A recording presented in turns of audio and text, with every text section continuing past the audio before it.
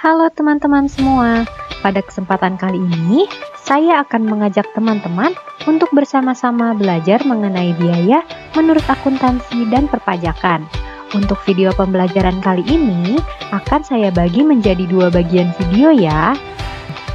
Materi kali ini terdiri dari 5 pokok pembahasan, yaitu biaya menurut akuntansi, biaya yang boleh dikurangkan dalam perpajakan, biaya yang tidak boleh dikurangkan dalam perpajakan, biaya bersama, dan yang terakhir, fasilitas pengurang penghasilan bruto.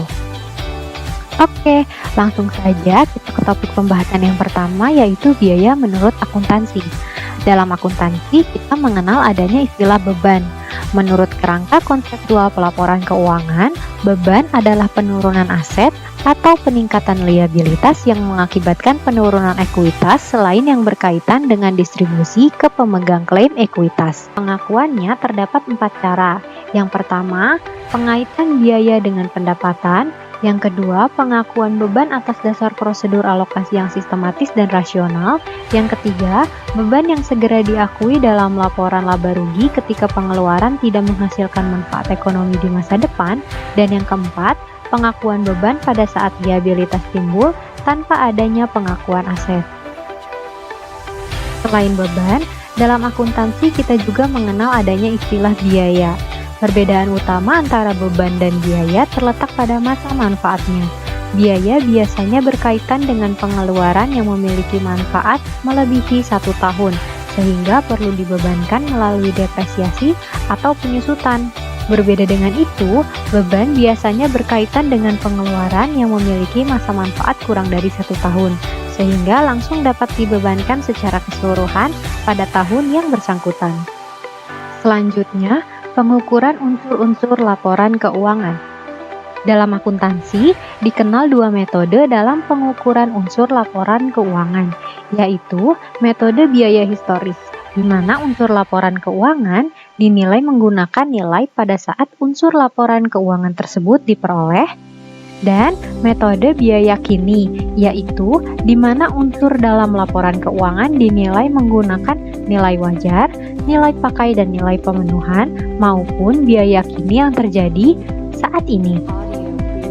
Dalam PSAK sendiri, biaya diatur dalam beberapa pasal, antara lain PSAK 14 tentang biaya atas persediaan, PSAK 16 tentang biaya atas aset tetap, PSAK 19 tentang biaya atas aset tidak berwujud, PSAK 24 tentang biaya atas imbalan kerja, PSAK 26 tentang biaya pinjaman, PSAK 30 tentang biaya sewa, dan PSAK 48 tentang penurunan nilai aset atau impairment. Selanjutnya, biaya menurut fiskal. Dalam undang-undang perpajakan kita, biaya dibedakan menjadi 2, yaitu biaya yang berkaitan dengan kegiatan mendapatkan, menagih dan memelihara penghasilan dari objek pajak non-final, sehingga dapat dibebankan sebagai pengurang penghasilan bruto wajib pajak sebagaimana diatur dalam pasal 6 Undang-Undang Pajak Penghasilan. Dan yang kedua adalah biaya yang tidak berkaitan dengan kegiatan mendapatkan, menagih dan memelihara, sehingga tidak dapat dibebankan sebagai pengurang penghasilan bruto wajib pajak sebagaimana diatur dalam pasal 9 Undang-Undang Pajak Penghasilan. Oke, selanjutnya kita masuk ke topik bahasan yang kedua, yaitu biaya yang boleh dikurangkan dalam perpajakan.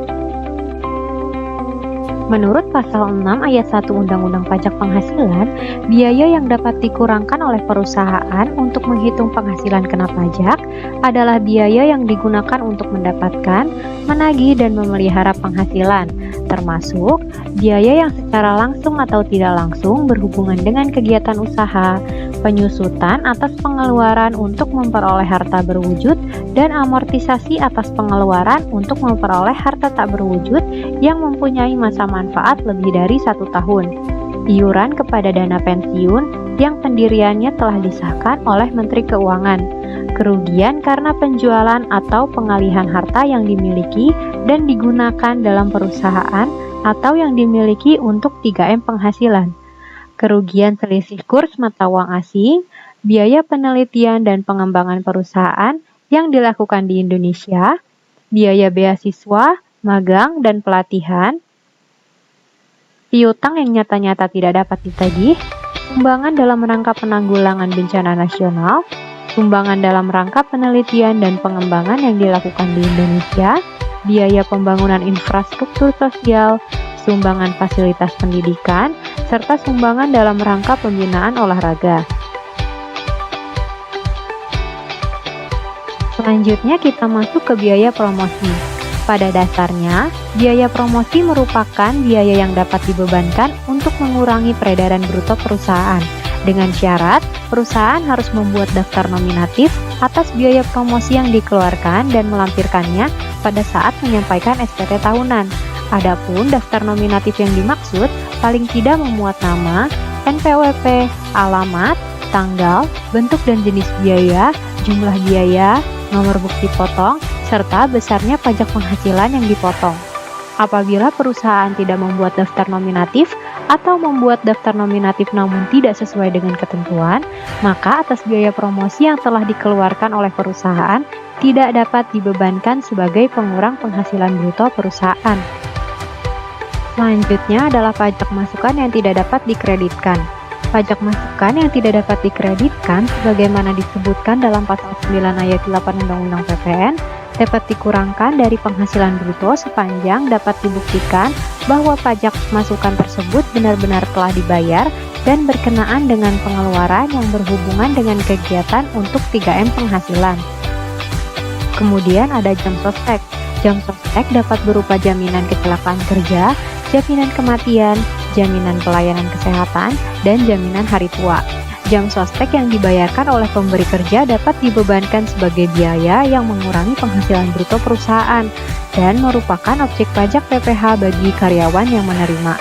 Namun, khusus untuk jaminan hari tua, pengenaan PPh-nya akan ditangguhkan sampai dengan karyawan yang bersangkutan menerima manfaat dari JHT tersebut. Selanjutnya, kerugian selisih kurs mata uang asing. Kerugian selisih kurs mata uang asing merupakan biaya yang dapat dibebankan oleh perusahaan. Kerugian karena fluktuasi kurs mata uang asing diakui berdasarkan sistem pembukuan yang dianut dan dilakukan secara taat asas dan sesuai dengan standar akuntansi keuangan yang berlaku di Indonesia. Kemudian, ada biaya penelitian dan pengembangan yang dilakukan di Indonesia. Menurut pasal 6 ayat 1 huruf F Undang-Undang PPh, biaya penelitian dan pengembangan perusahaan yang dilakukan di Indonesia dalam jumlah yang wajar untuk menemukan teknologi atau sistem baru bagi pengembangan perusahaan boleh dibebankan sebagai biaya perusahaan. Kemudian, ada juga biaya beasiswa, magang, dan pelatihan.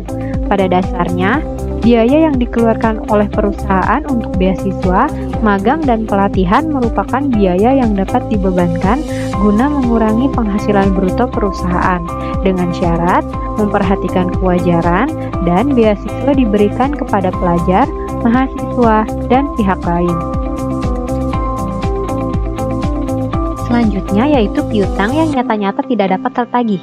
Syarat agar piutang yang nyata-nyata tidak tertagih dapat dibebankan sebagai pengurang penghasilan bruto adalah sebagai berikut. Yang pertama, telah dibebankan sebagai biaya dalam laporan laba rugi komersial. Yang kedua, wajib pajak harus menyerahkan daftar piutang yang tidak dapat ditagih pada DJP.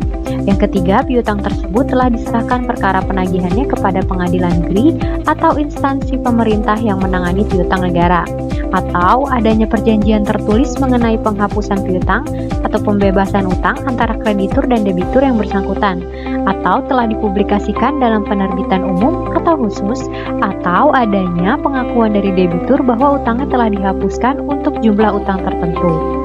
Syarat sebagaimana dimaksud pada angka 3 tidak berlaku untuk penghapusan piutang tak tertagih debitur kecil sebagaimana dimaksud dalam pasal 4 ayat 1 huruf K Undang-Undang Pajak Penghasilan. Kemudian selanjutnya adalah sumbangan. Sebagaimana telah kita bahas di awal, sumbangan merupakan salah satu biaya yang dapat dibebankan oleh perusahaan dengan ketentuan sumbangan diberikan dalam rangka penanggulangan bencana nasional, sumbangan diberikan dalam rangka penelitian dan pengembangan yang dilakukan di Indonesia, biaya pembangunan infrastruktur sosial, sumbangan untuk fasilitas pendidikan, dan sumbangan yang diberikan dalam rangka pembinaan olahraga. Besarnya nilai sumbangan dan atau biaya pembangunan infrastruktur sosial yang dapat dikurangkan dari penghasilan bruto untuk 1 tahun dibatasi tidak lebih dari 5% penghasilan neto fiskal tahun pajak sebelumnya dan telah memenuhi beberapa syarat, yaitu wajib pajak mempunyai penghasilan neto fiskal berdasarkan SPT tahunan PPh tahun pajak sebelumnya, pemberian sumbangan dan atau biaya tidak menyebabkan rugi pada tahun pajak sumbangan diberikan, didukung oleh bukti yang sah, lembaga yang menerima sumbangan dan atau biaya memiliki nomor pokok wajib pajak, kecuali badan yang dikecualikan sebagai subjek pajak sebagaimana dimaksud dalam Undang-Undang Pajak Penghasilan. Sebagai upaya penanganan pandemik yang saat ini menyerang, pemerintah melalui Direktorat Jenderal Pajak mengeluarkan Peraturan Pemerintah Republik Indonesia Nomor 29 Tahun 2020 tentang fasilitas PPh dalam rangka penanganan COVID-19.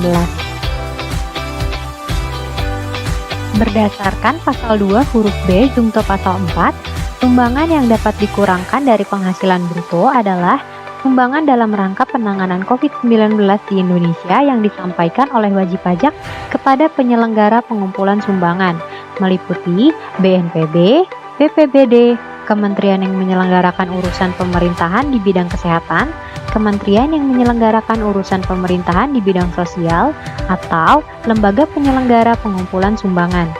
Sumbangan dalam rangka penanganan COVID-19 di Indonesia tersebut dapat dikurangkan dari penghasilan bruto dengan syarat didukung oleh bukti penerimaan sumbangan dan diterima oleh penyelenggara pengumpulan sumbangan yang memiliki nomor pokok wajib pajak. Pada video bagian kedua ini, kita mulai dengan pembahasan terkait biaya yang boleh dikurangkan lainnya dengan pengaturan khusus. Biaya yang boleh dikurangkan namun dengan pengaturan khusus yang pertama adalah bunga deposito yang berasal dari dana pinjaman. Apabila jumlah rata-rata pinjaman sama besarnya dengan atau lebih kecil dari jumlah rata-rata dana yang ditempatkan sebagai deposito, maka beban bunga yang dibayarkan seluruhnya tidak dapat dibebankan sebagai biaya. Namun, apabila jumlah rata-rata pinjaman lebih besar dari jumlah rata-rata dana yang ditempatkan dalam bentuk deposito, maka bunga yang dibayar atas rata-rata pinjaman yang melebihi jumlah rata-rata dana yang ditempatkan sebagai rata-rata deposito dapat dibebankan sebagai biaya.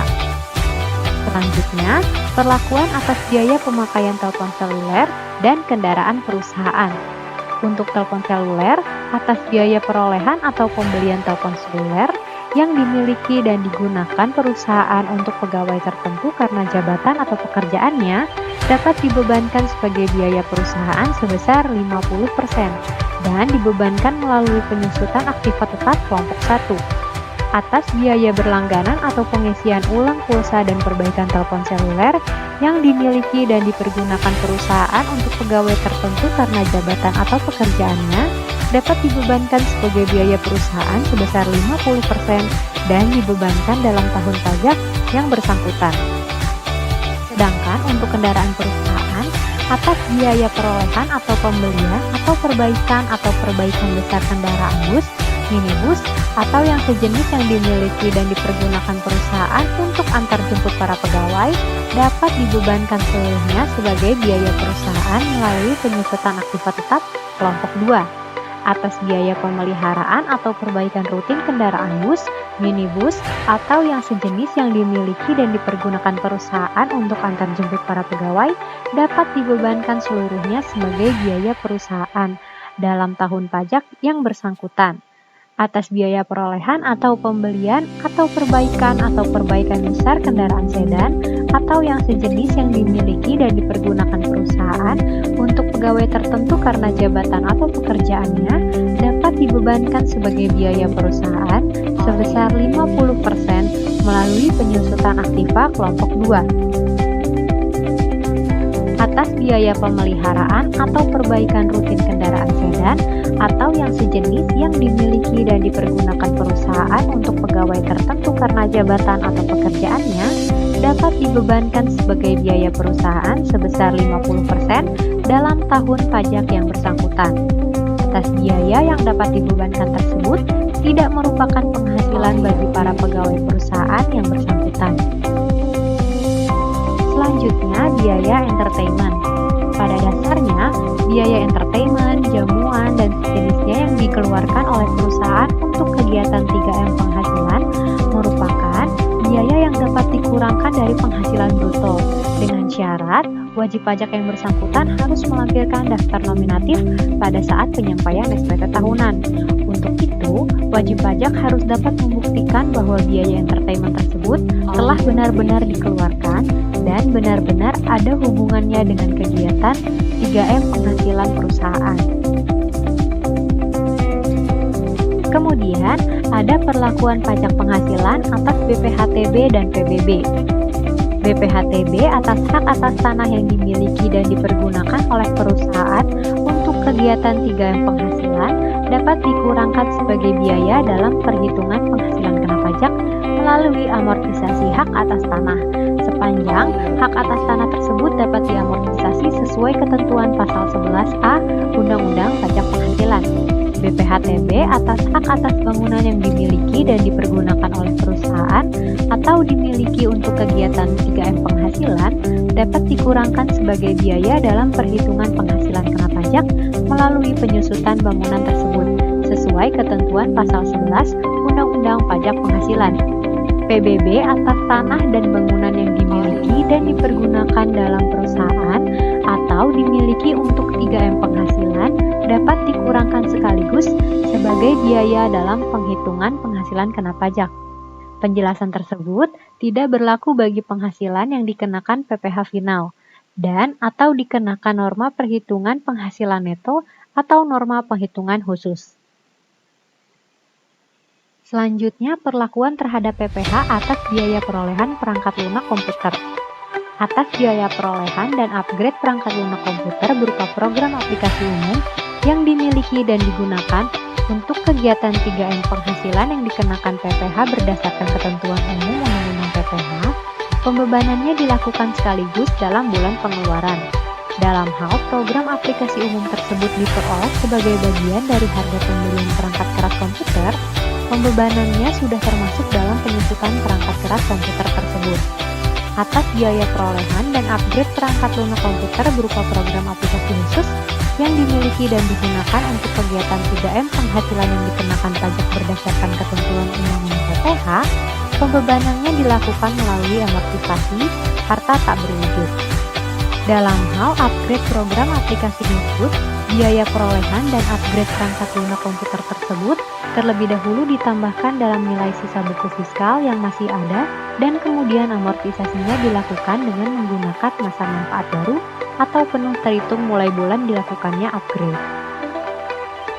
Selanjutnya, perlakuan atas biaya pengembangan tanaman industri dan biaya pemeliharaan ternak. Biaya pengembangan tanaman industri dan atau biaya pemeliharaan ternak yang berumur lebih dari 1 tahun dan hanya 1 kali memberikan hasil dikapitalisasi selama periode pengembangan dan merupakan bagian dari harga pokok penjualan pada saat hasil tanaman industri dan atau hasil ternak tersebut dijual. Kemudian, perlakuan atas beban bunga pinjaman. Pada dasarnya, bunga pinjaman merupakan biaya yang dapat dibebankan sebagai pengurang penghasilan bruto perusahaan. Namun, bunga pinjaman atas dana yang diperuntukkan untuk memperoleh penghasilan final dan atau bukan objek pajak tidak dapat dibebankan sebagai biaya yang dapat mengurangi penghasilan bruto. Untuk perbandingan debt to equity ratio, besarnya perbandingan antara utang dan modal ditetapkan paling tinggi sebesar 4:1. Artinya, sebuah perusahaan dikatakan sehat apabila debt to equity rasionya lebih kecil atau sama dengan 4:1. Penghitungan perbandingan utang dan modal digunakan untuk perhitungan biaya pinjaman yang dapat diperhitungkan dalam menghitung penghasilan kena pajak. Selanjutnya, perlakuan atas biaya transportasi untuk karyawan. Biaya eksploitasi kendaraan antarjemput karyawan dapat dibebankan sebagai biaya oleh perusahaan dan bukan merupakan penghasilan bagi karyawan. Kendaraan perusahaan yang dibawa pulang oleh karyawan tertentu karena jabatan atau pekerjaannya dapat dibebankan sebagai biaya perusahaan sebesar 50% dan bukan merupakan penghasilan bagi karyawan. Tunjangan transport yang diberikan kepada karyawan untuk pulang atau pergi kantor dapat dibebankan sebagai biaya oleh perusahaan dan merupakan penghasilan bagi karyawan. Biaya perjalanan dinas merupakan biaya yang dapat dibebankan sebagai biaya oleh perusahaan dan bukan merupakan penghasilan bagi karyawan sepanjang tidak terdapat unsur pengeluaran pribadi karyawan. Pakaian seragam karyawan dapat dibebankan sebagai biaya oleh perusahaan dan bukan merupakan penghasilan bagi karyawan, dengan syarat merupakan keharusan dengan alasan keselamatan. Contohnya adalah seragam satpam. Biaya yang boleh dikurangkan lainnya dengan pengaturan khusus yang terakhir adalah kompensasi kerugian. Rugi fiskal dapat dikompensasikan dengan laba fiskal tahun berikutnya sampai dengan 5 tahun berturut-turut. Jadi, apabila tahun 2010 PTX mengalami kerugian sebesar $1.000, maka kerugian tersebut dapat dikompensasikan dengan laba fiskal PTX tahun 2011 sampai dengan tahun 2015. Masuk ke topik pembahasan yang ketiga, yaitu biaya yang tidak boleh dikurangkan dalam perpajakan. Menurut pasal 9 ayat 1 Undang-Undang PPH, biaya yang tidak boleh menjadi pengurang penghasilan bruto perusahaan adalah pembagian laba dengan nama dan dalam bentuk apapun, biaya yang dikeluarkan untuk kepentingan pribadi pemegang saham, sekutu dan anggota, pembentukan dana cadangan, kecuali dana cadangan beberapa usaha tertentu sebagaimana diatur dalam pasal 9 ayat 1 Undang-Undang Pajak Penghasilan, premi asuransi kesehatan, kecuali dibayar oleh pemberi kerja dan dihitung sebagai penghasilan wajib pajak yang bersangkutan, jumlah pembayaran yang melebihi kewajaran kepada pemegang saham atau kepada pihak yang mempunyai hubungan istimewa sebagai imbalan sehubungan dengan pekerjaan yang dilakukan, natura dan kenikmatan kecuali penyediaan makanan dan minuman bagi seluruh pegawai, serta penggantian atau imbalan dalam bentuk natura dan kenikmatan di daerah tertentu, dan yang berkaitan dengan pelaksanaan pekerjaan yang diatur dengan atau berdasarkan peraturan Menteri Keuangan, pajak penghasilan, biaya yang dikeluarkan untuk kepentingan pribadi wajib pajak dan atau tanggungannya, harta yang dihibahkan, bantuan atau sumbangan, dan warisan, kecuali sumbangan sebagaimana dimaksud dalam pasal 6 ayat 1 huruf I sampai dengan huruf M, serta zakat yang diterima oleh badan amil zakat atau sumbangan keagamaan yang sifatnya wajib bagi pemeluk agama yang diakui di Indonesia yang diterima oleh lembaga keagamaan yang dibentuk atau disahkan oleh pemerintah, yang ketentuannya diatur dengan atau berdasarkan peraturan pemerintah. Gaji yang dibayarkan kepada anggota persekutuan, firma atau perseroan komanditer yang modalnya tidak terbagi atas saham. Pengeluaran untuk 3M penghasilan yang mempunyai masa manfaat lebih dari 1 tahun tidak boleh untuk dibebankan sekaligus, melainkan dibebankan melalui penyusutan atau amortisasi sebagaimana dimaksud dalam pasal 11 atau pasal 11A. Dan terakhir, sanksi administrasi yang berkenaan dengan pelaksanaan perundang-undangan di bidang perpajakan. Topik pembahasan yang keempat yaitu biaya bersama. Menurut pasal 27 PP 94 tahun 2010, apabila wajib pajak memiliki usaha yang penghasilannya dikenai PPh yang bersifat final dan tidak final, menerima atau memperoleh penghasilan yang merupakan objek pajak dan bukan objek pajak, atau mendapatkan dan tidak mendapatkan fasilitas perpajakan sebagaimana diatur dalam pasal 31A Undang-Undang PPh, maka wajib pajak yang bersangkutan harus menyelenggarakan pembukuan secara terpisah. Bagi biaya bersama yang tidak dapat dipisahkan dalam rangka penghitungan, besarnya penghasilan kena pajak, pembebanannya dialokasikan secara proporsional. Alokasi biaya bersama tersebut didasarkan pada proporsi penghasilan yang merupakan objek pajak non-final, proporsi penghasilan yang merupakan objek pajak final, dan proporsi penghasilan yang bukan merupakan objek pajak. Semakin besar jenis suatu penghasilan, maka semakin besar pula biaya yang dialokasikan pada penghasilan tersebut dan sebaliknya. Oke, sekarang kita masuk ke topik pembahasan yang terakhir, yaitu fasilitas perpajakan. Yang pertama, fasilitas pengurangan penghasilan bruto atas penyelenggaraan kegiatan praktik kerja, pemagangan, dan atau pembelajaran. Menurut pasal 29B PP nomor 94 tahun 2010, STDD PP nomor 45 tahun 2019, kepada wajib pajak badan dalam negeri yang menyelenggarakan kegiatan praktik kerja, pemagangan, dan atau pembelajaran dalam rangka pembinaan dan pengembangan sumber daya manusia berbasis kompetensi tertentu dapat diberikan pengurangan penghasilan bruto paling tinggi 200% dari jumlah biaya yang dikeluarkan untuk kegiatan praktik kerja, pemagangan, dan atau pembelajaran. Pengurangan penghasilan bruto paling tinggi 200% tersebut terbagi menjadi dua hal, yaitu pengurangan penghasilan bruto sebesar 100% dari jumlah biaya yang dikeluarkan untuk kegiatan praktik kerja, pemagangan, dan atau pembelajaran, dan tambahan pengurangan penghasilan bruto sebesar paling tinggi 100% dari jumlah biaya yang dikeluarkan untuk kegiatan praktik kerja, pemagangan, dan atau pembelajaran. Untuk dapat memperoleh fasilitas pengurangan penghasilan bruto tersebut, wajib pajak harus memenuhi beberapa ketentuan, antara lain telah melakukan kegiatan praktik kerja, pemagangan, dan atau pembelajaran dalam rangka pembinaan dan pengembangan sumber daya manusia yang berbasis kompetensi tertentu, memiliki perjanjian kerjasama, tidak dalam keadaan rugi fiskal pada tahun pajak pemanfaatan tambahan pengurangan penghasilan bruto, dan telah menyampaikan surat keterangan fiskal. Adapun definisi dari kompetensi tertentu adalah kompetensi yang diajarkan kepada sekolah menengah kejuruan dan atau madrasah aliyah kejuruan untuk siswa, pendidik dan atau tenaga kependidikan, perguruan tinggi program diploma pada program vokasi untuk mahasiswa, pendidik dan atau tenaga kependidikan, dan atau balai latihan kerja untuk perorangan, serta peserta latih, instruktur dan atau tenaga kepelatihan, dan tercantum di dalam lampiran A, PMK nomor 128. Cakupan kegiatan yang memenuhi kriteria untuk memperoleh fasilitas pengurangan penghasilan bruto tersebut adalah kegiatan yang diikuti oleh siswa, pendidik, dan atau tenaga kependidikan di sekolah menengah kejuruan atau madrasah aliyah kejuruan, mahasiswa, pendidik, dan atau tenaga kependidikan di perguruan tinggi program diploma pada pendidikan vokasi, peserta latih, instruktur dan atau tenaga kepelatihan di balai latihan kerja, dan atau perorangan yang tidak terikat hubungan kerja dengan pihak manapun yang dikoordinasikan oleh instansi yang menyelenggarakan urusan pemerintahan di bidang ketenaga kerjaan pusat, pemerintah provinsi, atau pemerintah kabupaten kota yang dilakukan wajib pajak di tempat usaha wajib pajak sebagai bagian dari kurikulum pendidikan kejuruan atau vokasi dalam rangka menguasai keterampilan atau keahlian di bidang tertentu.